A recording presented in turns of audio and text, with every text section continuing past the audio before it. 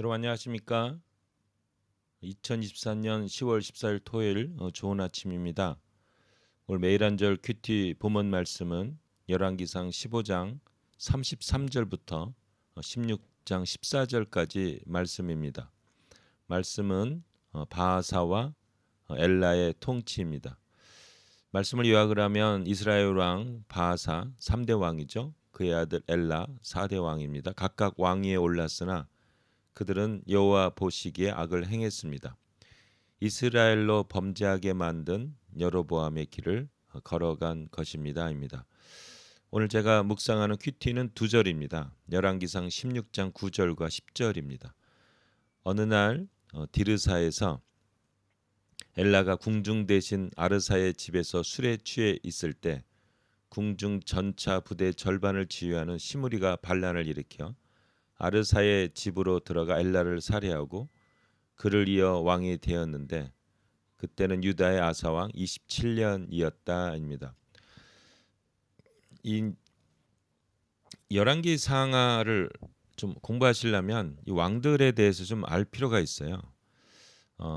북이스라엘이 뭐 19명, 뭐 20명 이렇게 이렇게 보고요. 그다음에 남유다의 20명, 한 40명 정도의 왕이 있는데 그 왕들의 이름, 이게 이름 외우는 게 참 쉽지는 않은데 하여튼 좀 알아두셔야 나중에 그 열왕기 하를 배울 때는 이게 예언서들하고 다 그 결부가 돼요.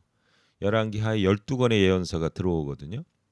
그래서 이 열왕기 상하하고 이 특히 열왕기 하하고 예언서하고 같이 공부를 해야 이 구약이 이해가 됩니다. 그런데 그 예언서가 일단은 좀 어렵고 그리고 이 왕들 이름 이런 것들이 막 이렇게 잘 돼야 어느 정도 좀 정리가 되거든요.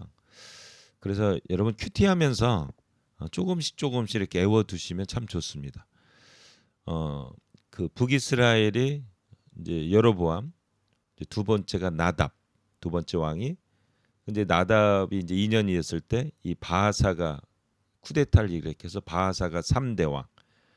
바하사가 24년을 통치하고 나서 이제 엘라 아들 엘라가 이제 4대 왕이 되죠. 근데 엘라도 2년 할 때 시므리가 그 여기 보시면 그 아마 그 뭐라고 그랬죠? 왕 호위대.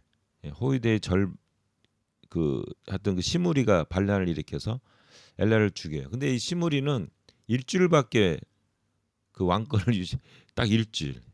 이게 참 그리고 나서 그 오므리하고 디브니라는 사람하고 6년 동안 왕권 그 경쟁이 붙습니다. 그러다 결국은 오므리가 이기게 돼요. 이렇게. 예. 근데 하나님께서 이렇게 보면 여로보암의 길을 걸어간 북이스라엘 왕들을 이게 심판하는 내용들이 계속해서 반복되어 있습니다. 그러면서 이렇게 여로보암의 길을 걸었다. 이렇게 이제 나오게 됩니다. 그에 비해서 이제 남유다는 그래도 이 다윗의 왕조가 계속 이어져 내려가면서 하나님의 은혜가 이렇게 살아있는 것을 보게 되죠. 그래서 이 열왕기 상하를 보면 하나님의 은혜, 그다음에 하나님의 정의와 공의, 이 심판의 메시지가 반복해서 나오게 됩니다. 그랬던 남유다도 결국은 이제 하나님을 떠나게 되니까 결국은 심판을 보게 되죠. 왕이 된다는 거는 많은 사람들이 다 꿈을 꾸고 있는 거 아닙니까? 우리나라도 그 권력욕이라는 게 사람엔 다 있잖아요.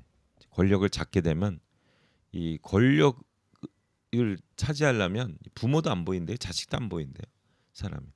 그런 모습이 열왕기상에 잘 나타나 있고 그러는 가운데도 그 믿음으로 하나님께 나아가서 살려는 믿음의 왕들, 그런 왕들을 통하여 하나님의 역사를 이어나가는 모습.